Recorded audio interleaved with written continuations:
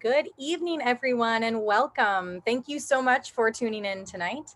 My name is Kate Bruns, and on behalf of Harvard Bookstore, the Harvard University Division of Science, and the Harvard Library, I am so pleased to welcome you to this event with Charles Seife, presenting his new book, Hawking, The Selling of a Scientific Celebrity. Tonight's event is a part of our Harvard Science Book Talk series, which brings the authors of recently published science-related literature to our Cambridge community and now far beyond. Be on the lookout for more virtual science book talks coming up this September, including with Adam Kucharski on September 13th for his new, very timely book, The Rules of Contagion: Why Things Spread and Why They Stop. To learn more about our series, visit the webpage harvard.com/science, or you can sign up for the bookstore's email newsletter at harvard.com. We also have a YouTube page where you can watch any previous talks, recordings that you might have missed. I will be posting links to those in the Zoom chat in just a few minutes. Tonight's event is going to conclude with some time for your questions. If you would like to ask our speaker something, please go to the Q&A button up on your screen where you can submit your question. And we're going to get through as many as time allows for. This event also has closed captioning available, so depending on the version of Zoom that you're using, you might need to enable captions yourself by clicking on the closed caption or CC button on your screen. And I'd also like to say a tremendous thank you, as always, for your patronage during these strange virtual times. Your support makes this author series possible, and it ensures the future of a landmark local independent bookstore. So thank you to our partners at Harvard University, and thanks to all of you for tuning in and showing up for our authors, for indie bookselling, and especially for science. Finally, as you know, with virtual gatherings, technical issues can arise. And if they do, I'm going to do my best to resolve it quickly. So thank you for your patience and your understanding. And now I am so pleased to introduce tonight's speaker. Charles Seife is professor of journalism at New York University's Arthur L. Carter Journalism Institute. He's the author of numerous science and mathematics books, including Zero, the Biography of a Dangerous Idea, Virtual Unreality, Proofiness, Sun in a Bottle, Decoding the Universe, and Alpha and Omega. He's written for Science, the Philadelphia Inquirer, and New Scientist magazine, continuing to freelance today. And beyond this prolific 3-decade career, Charles has also served as a television documentary writer and as a BBC scientific consultant. This evening, he'll be speaking about his latest book, Hawking, celebrated by Science magazine as the best biography yet published of the most famous scientist of recent decades. Further, the New York Review of Books writes of Hawking, Seife aims to find the human lost inside the myth, so he must first chip away a gaudy shell. The metamorphosis at the book's heart is, when it comes, dramatic. We're so pleased to host him for tonight's fascinating event. So without further ado, Charles, the digital podium is now yours. Thank you very much. I'm going to share my screen to have a few graphics and videos. But thank you. I really appreciate being invited to give this talk. And I love talking about the physics and the celebrity of Stephen Hawking, because these two things are intertwined in unexpected ways. And this is what inspired me to write this book about Stephen Hawking. So what typically comes to mind for people when they think of Stephen Hawking is this sort of image. The idea of a brilliant physicist who worked on the theory of everything, but used a wheelchair to get around because of a disease, ALS, which claimed his ability to walk, as well as his ability to speak. He spoke through a computer. He's also thought of as a best-selling author, the author of the most famous work of popular science of the 20th century. He's also a Simpsons character. Let me play a little clip for you. You should all do what I say. My IQ is 199 for crying out loud. 198, 197. Big deal. My IQ is 280. Stephen Hawking, the world's smartest man. the world's smartest man. That's the image, anyhow. Reality is a lot more complicated, and I'll take you backwards in time a little bit to peel back the image and to get to the real person underneath. Reality is that Hawking was absolutely a top-class physicist, but he himself rejected comparisons to Newton and Einstein. And there were and are many contemporary physicists, including some in your local area, Cambridge, who are of equal and greater importance and talent. He didn't actually work on a theory of everything. His research was on the black holes and the Big Bang, which are also interesting, but it's not the theory of everything that everyone seems to think. And he also did write one of the most best-selling books, science books of all time. But at the same time, he had extreme difficulty communicating, more so almost than any other human being on the planet.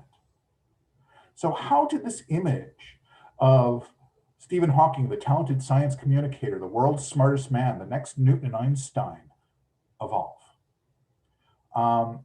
That's part of what was interesting me and got me into writing this book. And it turns out that this image was carefully cultivated.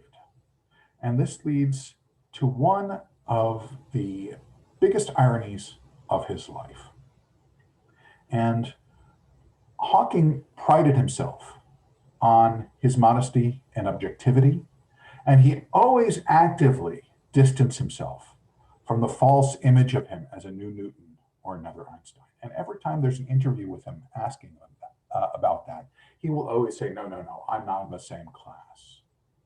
Yet, at the same time, he and his family carefully cultivated that image because it was important to his fame, central to his fame, and to his income, to his wealth.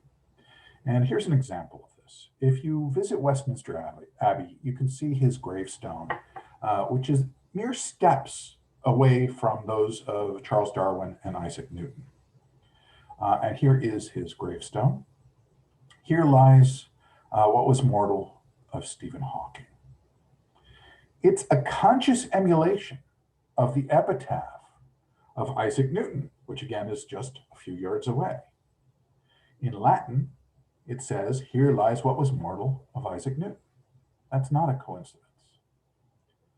The Hawking Foundation, which still exists, makes money in his name, selling strange things sometimes.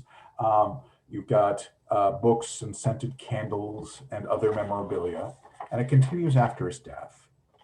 And he also signed an exclusive, the foundation signed an exclusive contract with a biographer to write his official biography, which is quite possibly going to be, I suspect it will be very different from the one that I wrote, because it is going to be helping with the image that he so carefully cultivated. I'm not interested in writing hagiographies, and I'm also not interested in being under the control of Hawking's family, especially since control by the family and the exploitation of the Hawking name is a very important leitmotif in the last stage of Hawking's life. Here, for example, is a children's book, one of a series written by his daughter. And as far as I can tell, it's the only time that he surrendered place of the first place as an author willingly on a book. And so the series was very much trading on the Hawking name, but it was written, he had very little involvement with the book itself. And it's not just the family who are making money off of Hawking's name and using him for their purposes. Multimillionaires and billionaires have a long history of cultivating not just Hawking, but theoretical physicists in general. Werner Erhard, who created the EST Foundation, EST, which you might know of had a kind of almost cult-like presence in the 1970s, had a very long-standing arrangement with physicists. And Hawking actually participated in these EST-sponsored seminars a little bit. Much more substantial was his interaction with Peter Diamandis, who is a satellite mogul. He's the one who arranged Hawking's famous zero gravity flight, where a airplane goes up in a parabolic trajectory and you get a few seconds of zero gravity as it goes on that trajectory. It was a great photo op. It was hundreds of thousands of dollars, which was all paid for by Diamandis for a reason having to do with a contract at NASA that he was going for, I believe.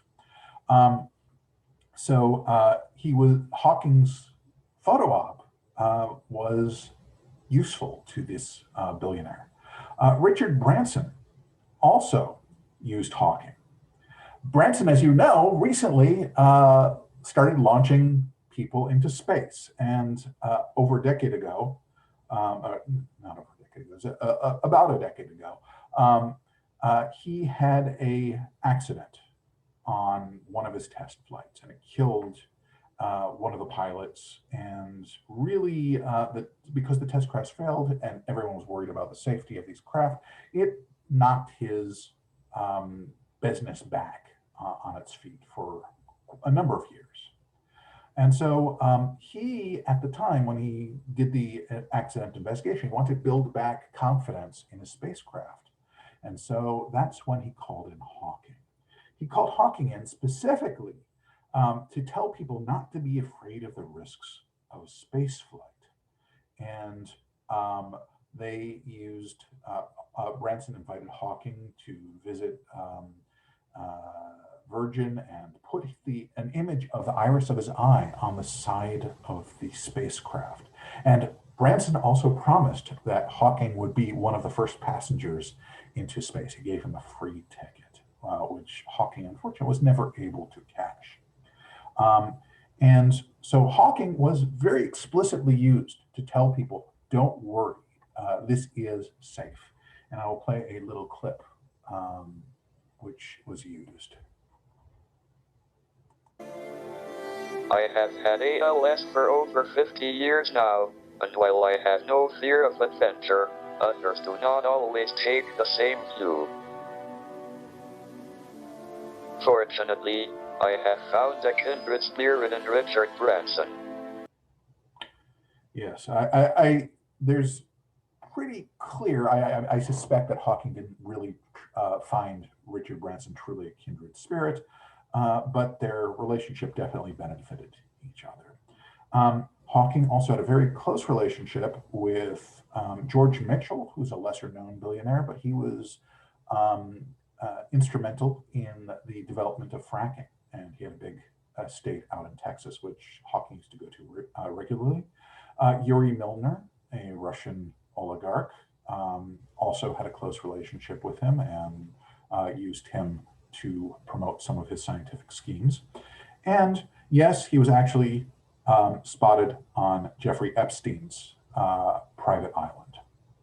I have no evidence that there was any interaction with between Hawking and Epstein beyond just this one visit to the island. If there was something more, though, it wouldn't have surprised people, given that Hawking actually had a predilection for swingers clubs and sex clubs, which became public towards the end of his life.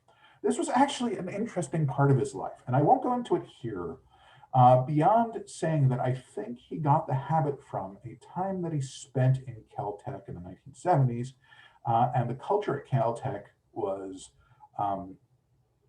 let's say, easygoing, especially including some of the best physicists in the world, like Richard Feynman, whom he met during the sabbatical year.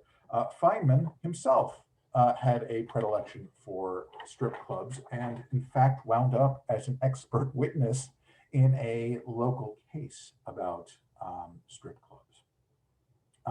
I doubt that this sort of stuff is going to wind up in an official biography, but I think that it's important to understanding him. And I think that another thing that's really important to understanding him is the degree of control that was exerted over him by his family, especially his second wife, which is a very interesting relationship. There is an allegation and this is his second wife, Elaine. And I do believe that at least some of the allegations are true, that she was abusive towards him. Remember, Hawking was almost completely paralyzed by his disease, especially it got worse and worse as he got older.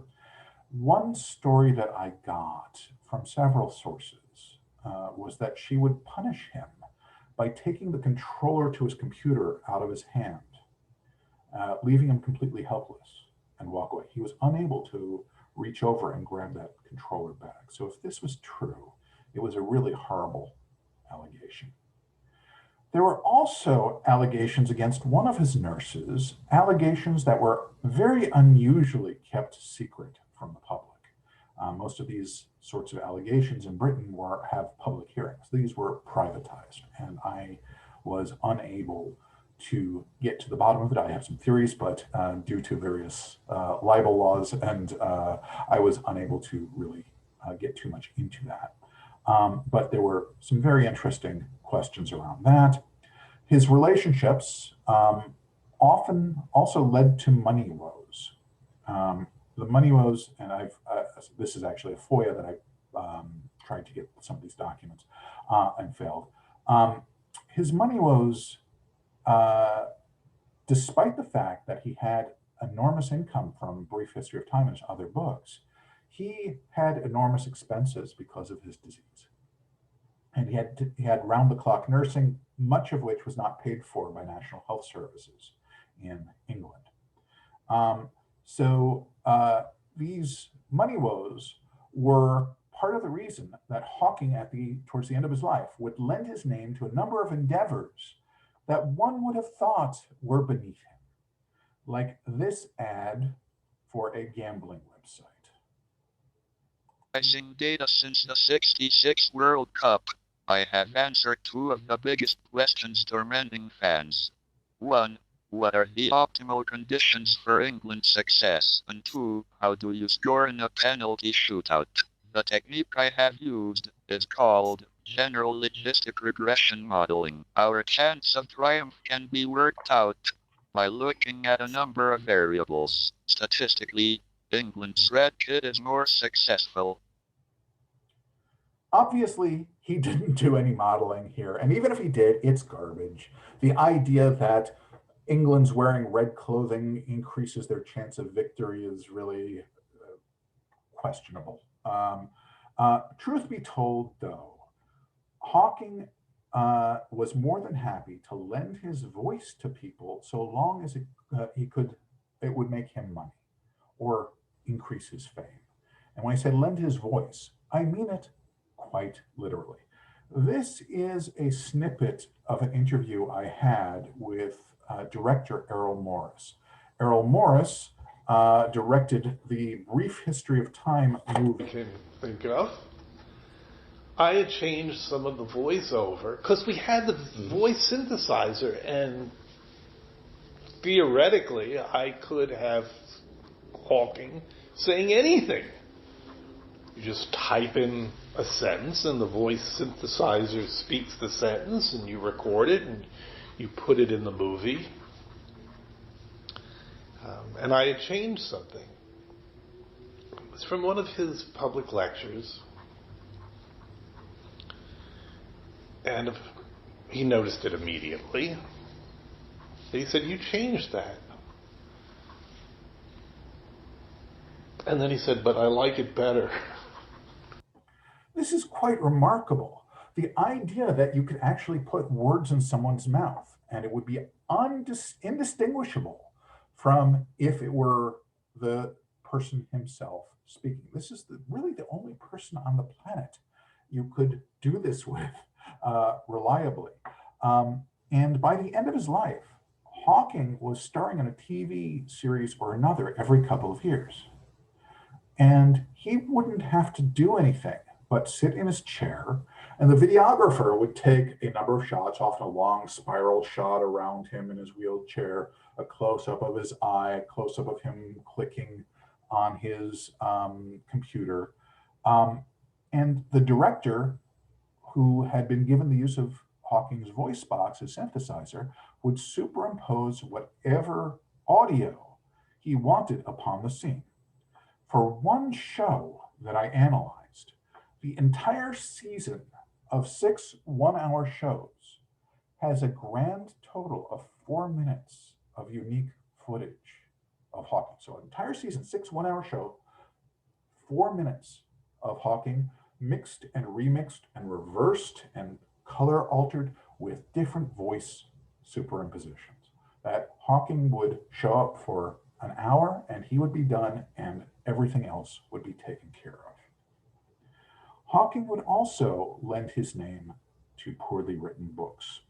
For example, this one, which was patch written, which is taking poorly digested stuff bordering on plagiarism, or arguably outright plagiarized. So this is a biography of Descartes. This is from his book, which was a compilation, God Created the Integers. And this is from a biography of Descartes, which was published a few years earlier. And there are pretty clear signs that this was the source, and it wasn't properly, there was no indication that he took this from this biography. You can tell that it's kind of poorly digested, that instead of tobacco flavored with wine, you've got wine flavored tobacco. There's little errors throughout that showed really just very poorly written, poorly digested, almost plagiaristic writing here. And this occurs a number of times in a few of his books. And unfortunately for Hawking, he would make only a fraction of what his name was worth. There were people who were always trying to exploit the Hawking name and not give him his fair share. Here is a complaint to the Federal Trade Commission that I dug up, where Hawking was complaining that he was being exploited by a publisher.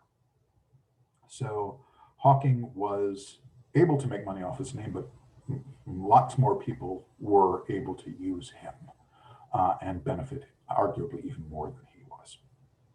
So this discussion at the end of his life and the exploitation is sad, but the question is, it raises the question, how did he become famous in the first place? How did he get his reputation? And this leads us to the second big irony in Hawking's life. And he was insistent that he would not be treated any differently because of his disease, because of his ALS, amyotrophic lateral sclerosis. He really wanted to be thought of as a physicist who happened to be, maybe if you thought about it, happened to have this disease, but he wanted to be a physicist and a human being first, and someone with a disability far, far second.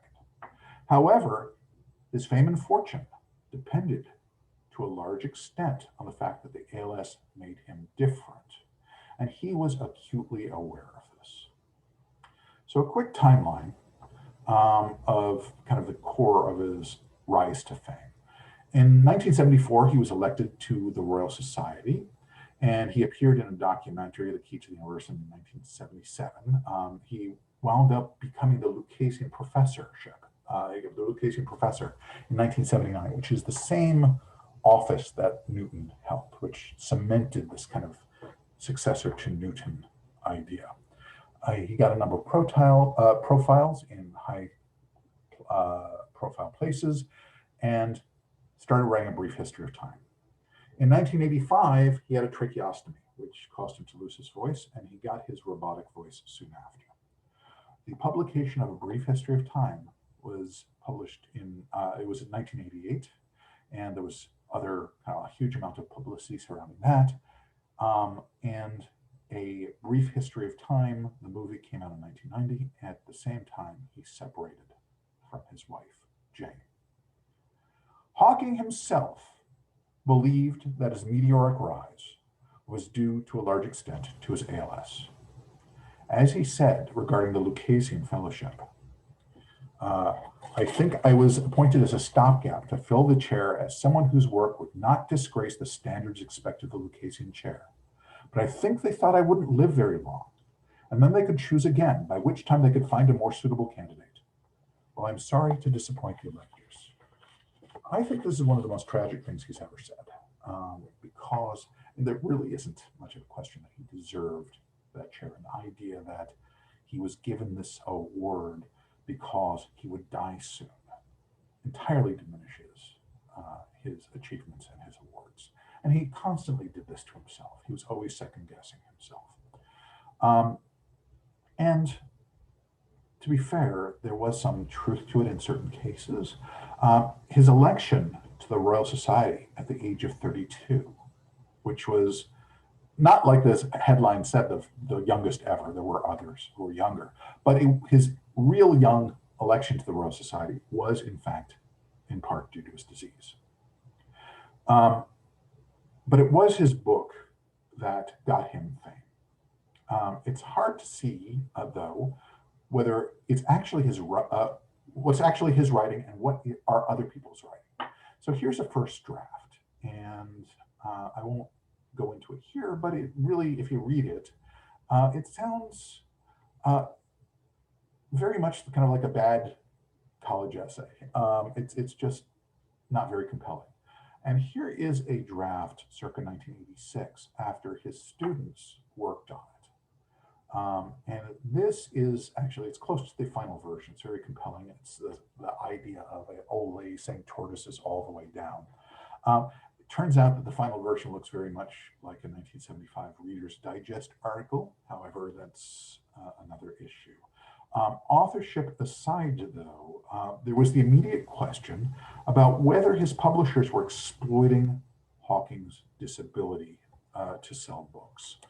This was from a article in New York Magazine about the time that Brief History of Time was really on the bestseller list. And it was really brutal. This is an almost unprecedented exploitation of a nonfiction author. I defy Bantam to name another nonfiction book in America, any nonfiction book, other than an autobiography or biography, with a picture of its author on the front cover. Even Carl Sagan, whose books on cosmology and the universe and whose wide TV exposure have made him a widely recognized face, has never had his own photograph on the front of a book. And that is true. That is absolutely true. His editor strongly disputes it. His editor actually had polio as a child and lost his ability to walk for a time. And he still has actually some neural damage from polio. And he very much says that this was no exploitation. Wouldn't someone have to suffer for it to be exploitation?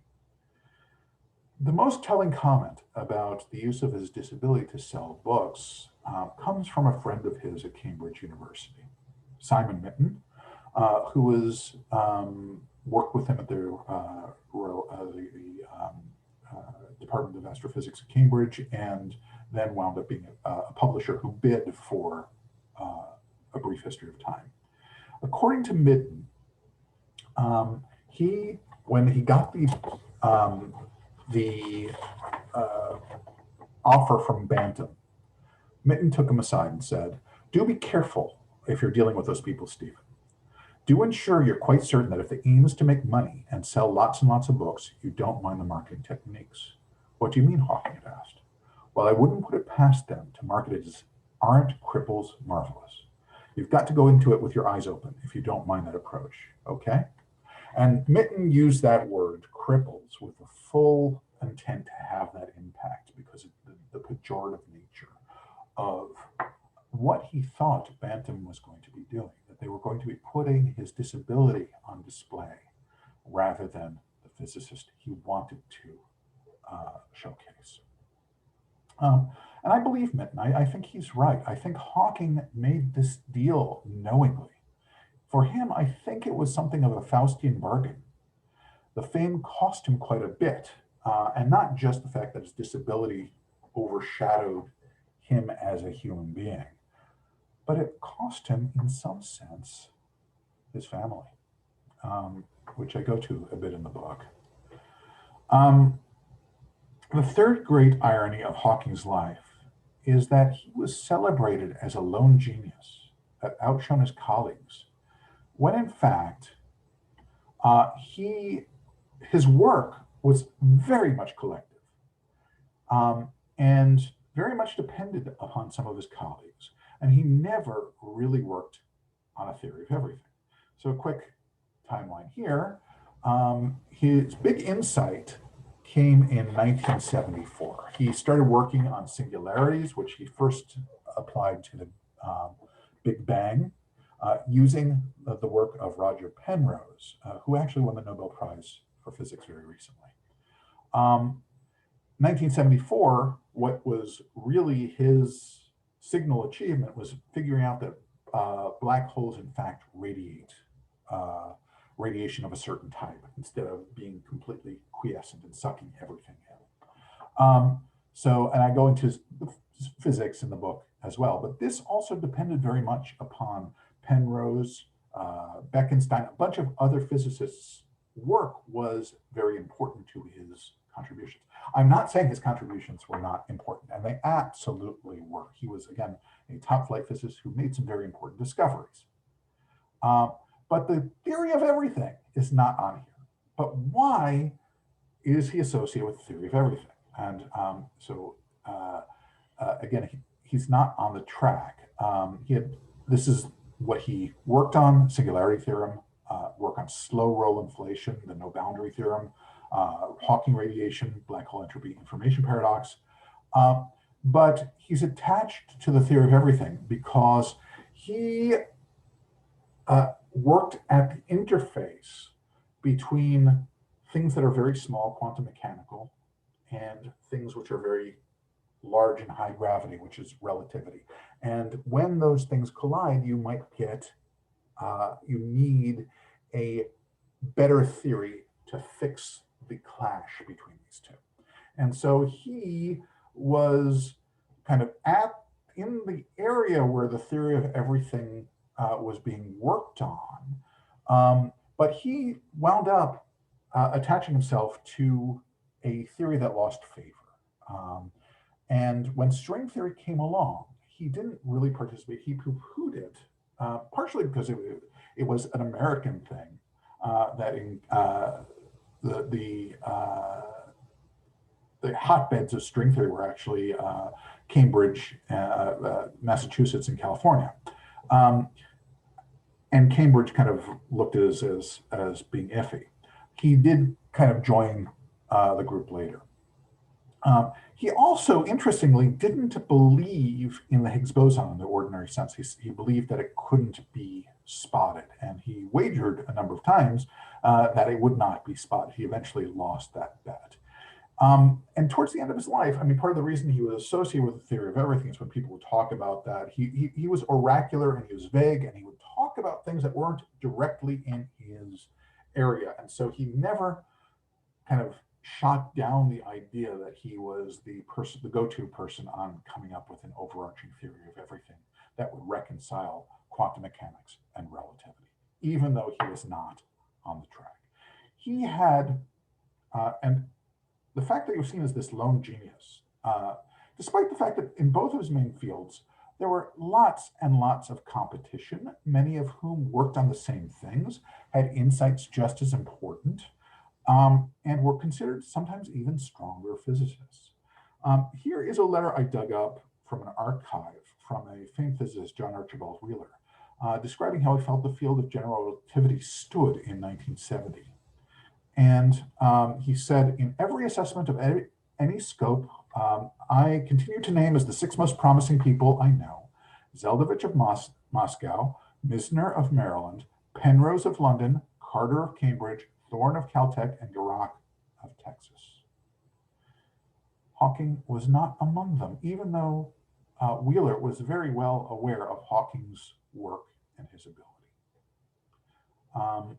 So again, he is a top-flight physicist, but in 1970, certainly he would not have been on the general relativists' top list of people.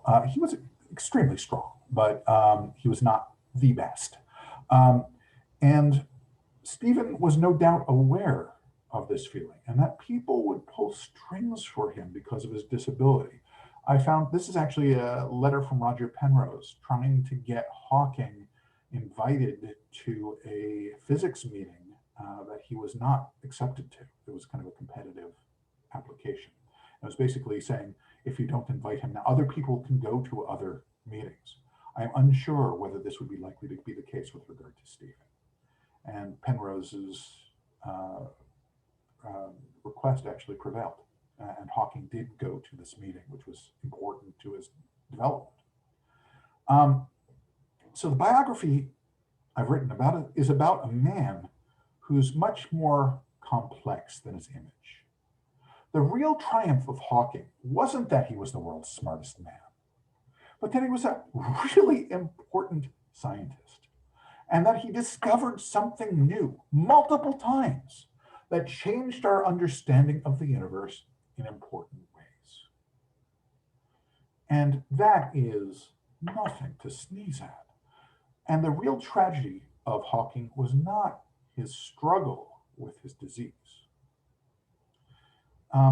And it's a little harder to articulate the tragedy, but I'd like to tell an anecdote. Hawking kept a poster of Marilyn Monroe on the wall. He was a big fan of Marilyn Monroe. Sometimes at his birthday parties, they would have a Marilyn Monroe impersonator show up. He really did have this thing for Marilyn.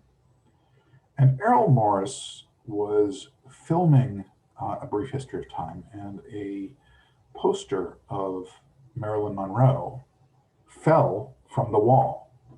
And Morris turned to Hawking and asked him, I figured it out why you have all these pictures of Marilyn Monroe on the wall.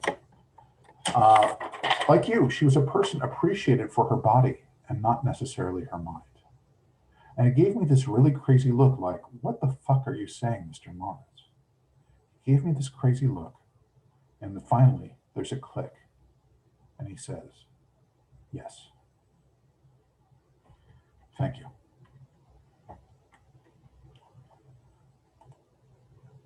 Okay, so now I can do some readings, or I can take questions and answers, or do it in whatever order you would like. I would love to hear a few passages from the book, and then we have some questions, but just reminding everyone, if you have any additional ones that we don't end up getting to, please add them to the chat. So yeah, Charles, take it away. Okay, thank you. So the first passage I've selected is when Hawking began his fame. He had just published A Brief History of Time, and it was a runaway bestseller, and no one expected to do as well as it actually did. And this is kind of a passage from the moment it started taking off. And he is in the presence of a graduate student of his, Ray LaFlamme, who was there during some of his most important times. Day after day, A Brief History of Time sold copy after copy. Not since Einstein had a theoretical physicist been the sort of person who would merit a profile in Time on the cover of Newsweek, back in the days when those magazines were extremely influential. Nobody in the publishing world had seen lightning like this before. It was getting easier to mistake Hawking for a god, or at least a rock star. In Chicago, two superfans, Susan Anderson and Bill Allen, printed 500 t-shirts bearing the words Stephen Hawking Fan Club, and they instantly sold out. So the pair printed more. Within 2 months, the number of shirts on the street had skyrocketed to 8,000, and they were appearing all over the city. Anderson and Allen started getting requests for shirts from all around the world, including from a certain physicist in Cambridge who wanted them in medium and large sizes. At the peak of the craze, one Chicago high school senior admitted that his t-shirt confused his classmates. Quote, my friends look at the shirt and ask, what rock group is this Hawking in? He told People magazine. Worse, I have friends who claim they have his latest album. At first, Hawking couldn't quite fathom how famous his book had made him, or what his fame would mean. According to LaFlamme, the winter after A Brief History of Time first came out, Stephen decided to give a series of 8 lectures to undergraduates at Cambridge based on the book, 1 lecture for each chapter. On the day of the first lecture, LaFlamme picked Hawking up at the house, but Hawking was in a rotten mood. Stephen was very unhappy and he was grumpy. Everything I was doing was wrong, so I stopped and I said to Stephen, I don't put you the right way in the chair, or it's too late to go to the bathroom, or the tea is too hot or too cold. What's wrong? Laflamme recalls. Peevishly, he looked at me and says, I'm worried about my lectures. I'm worried that no one will show up. Soon it was time to go. The two physicists made their way across campus to the lecture hall. You roll from the back door into the guts of the building, which doesn't have too many stairs, and we arrived in the room and it was packed. Packed with people sitting on the stairs, probably breaking all the rules for safety, says Laflamme. And suddenly Stephen has this big grin, that smile. That tells you that even he didn't expect to catch that fire. So I think I'll just read one more, and a short one.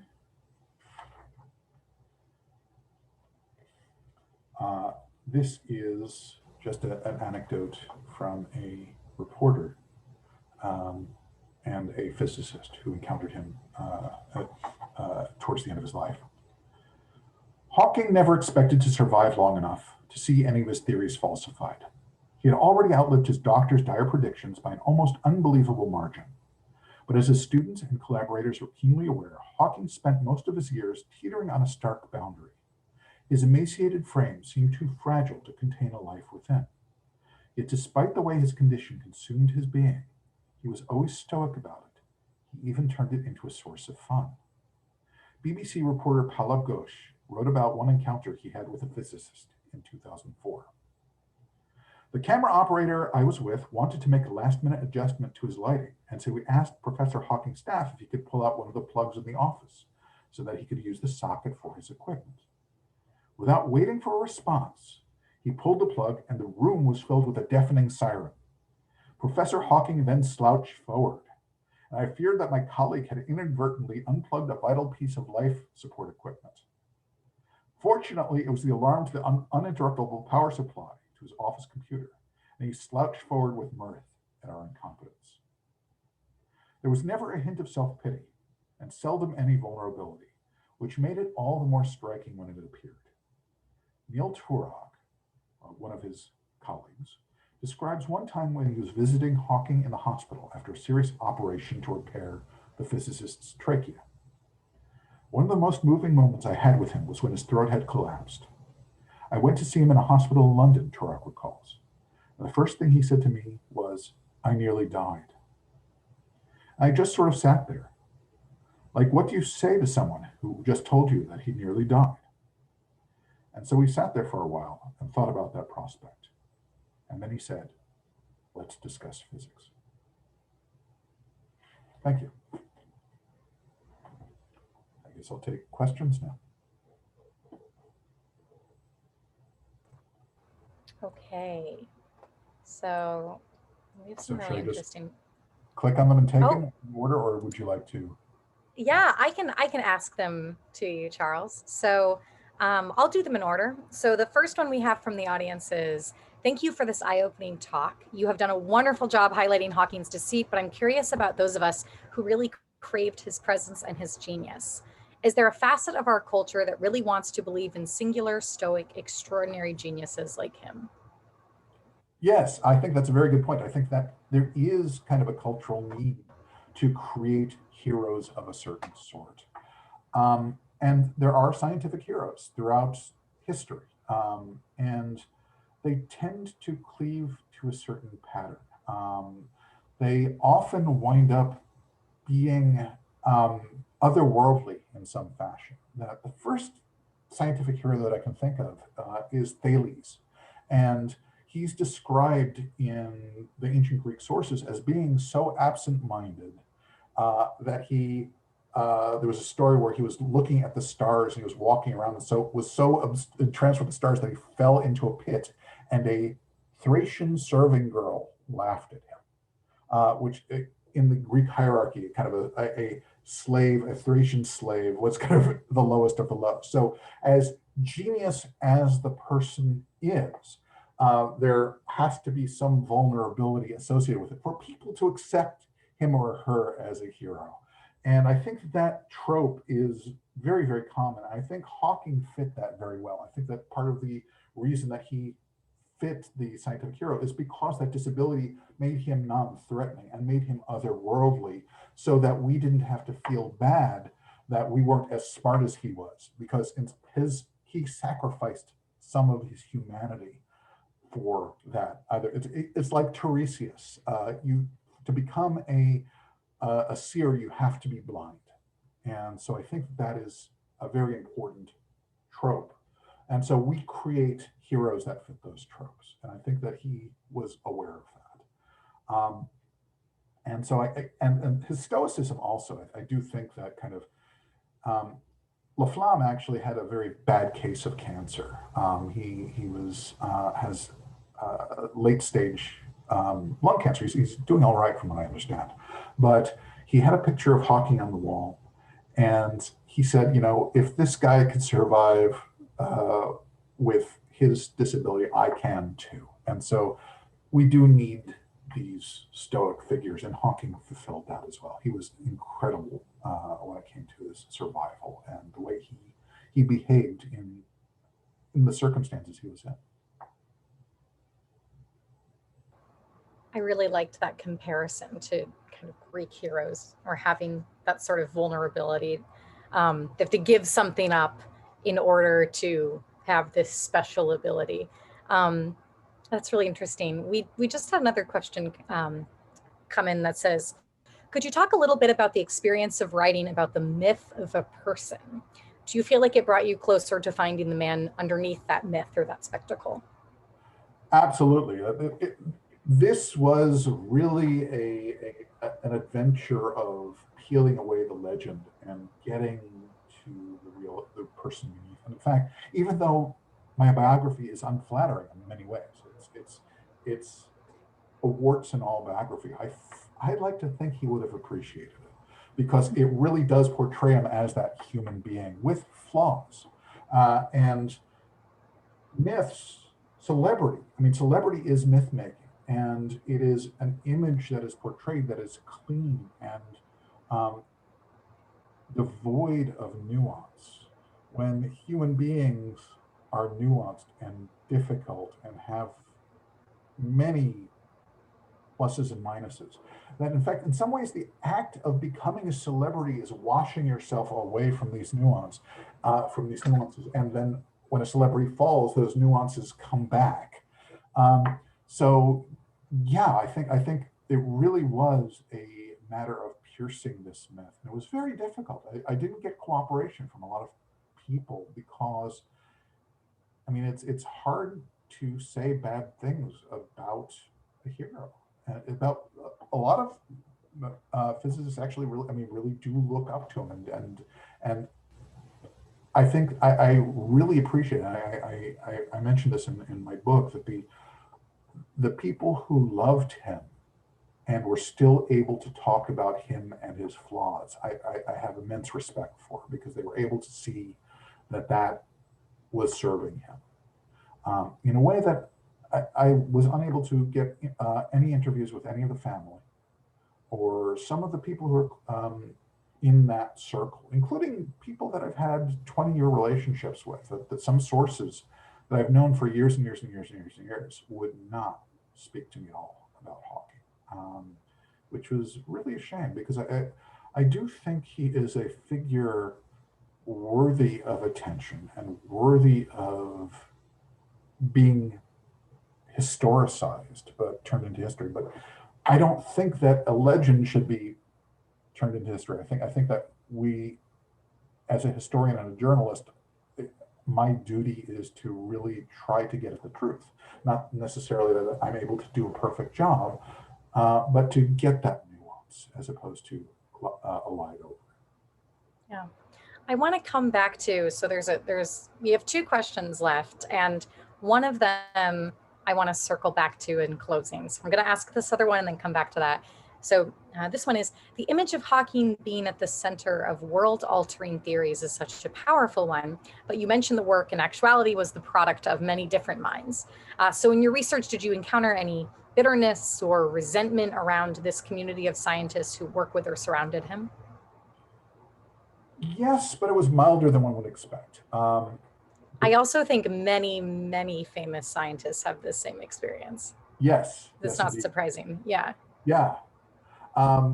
So the person who had the greatest claim to being annoyed with him is Jacob Bekenstein, who was a Israeli physicist who came 90% of the way towards Hawking's key discovery. And he was not really given much credit by Hawking. But Bekenstein himself was, I mean, he said, I was 90% of the way there. I didn't get there. Hawking got there. And to the victor go the spoils. I don't begrudge him this. And I think that's very generous of him. I've spoken to physicists, I mean, they make a Faustian bargain too when they write a paper with Stephen Hawking, because they know that it's going to get a lot more citations and a lot more attention than it gets, but they're only going to get a fraction of the accolades when they come in. But one of them explicitly said to me, look, I only get 1% of the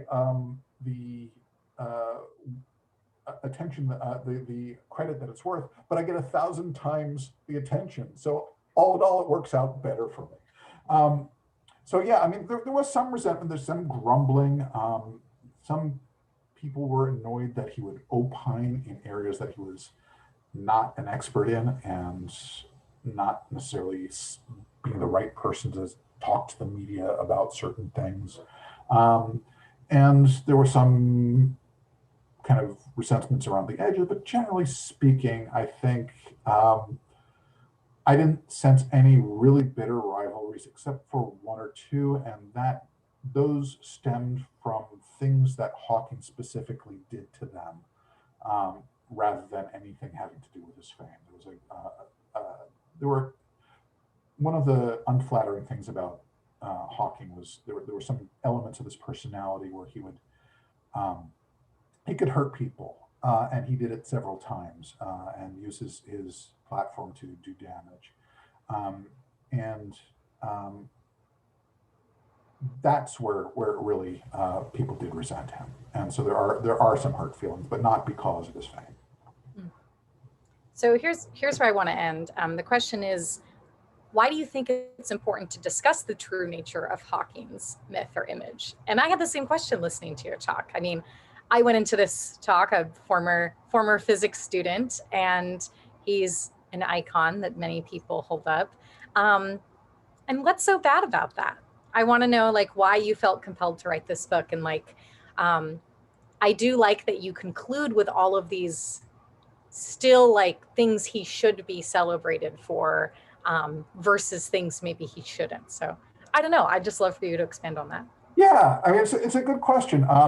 But it's similar to kind of the history of science, because when we learn science, when we learn physics, we have a sanitized version of the way people behave and the way people act. That these ideas, Newton was sitting under the apple tree, and bang, all of a sudden you've got calculus and universal gravitation, and it's much more complicated than that.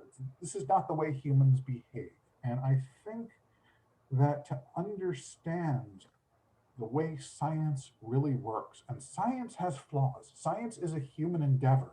Science is done by human beings. And when we depend upon science, when we believe in science, we are believing in this endeavor that is done by these flawed humans. And for us to project this superhuman ability on these scientists, you put on a white lab coat and you are infallible, and you can pronounce from Mount Sinai and give people the cure for COVID or whatever. I think that leads to disappointment and distrust when our scientists don't live up to that image. And so I think it's very important to see science as science is truly done. And part of that endeavor is seeing scientists' flaws as well as their strengths, and to understand the fallibilities and the mental struggles and their blind spots, to see how science moves forward despite these flaws, rather than kind of thinking of this as something that is inaccessible because you've got these people who are different out in the corner that do something that think differently from you and me, which is not the case. So for me, humanizing Hawking was not just a service. I do think it was a service to him, because I do think he would have wanted that way. It's a service to his colleagues and to give credit to some of the colleagues who are kind of in the background. But it also shows the messiness behind some of these things that we take for granted now and don't think about how they came to be. And so it's an origin story that demystifies not just Hawking, but science in general. I think you could extend that to a lot of heroes. I would say, I think Gandhi might be a good example, obviously very different, but when you humanize people, then their accomplishments can, I don't know, become maybe more tangible for the everyday person as well. I'm maybe that's a silly conclusion to come to, but maybe that's what I think when you see like a god be brought down a little bit from their pedestal. You think like, okay, now that's tangible for me, like they were a real person. Yeah. Absolutely. And Hawking was, I mean, he was extraordinary, but he was, Right. and what, I mean, that's expected. Yeah. Everyone's here. Well, thank you so much for indulging me in that question and all of these other great audience questions tonight. This was a terrific talk, Charles. Oh, thank you very much. So yeah, we're coming up on the hour. I'll just close things out. So thank you everyone for joining us this evening. I've put links in the chat, but if you would like to learn more and read about this book, copies of Hawking are for sale on harvard.com via those links. So on behalf of Harvard Bookstore, the Harvard Division of Science, and the Harvard Library, have a great evening, keep reading, and please be well, everyone. Thank you.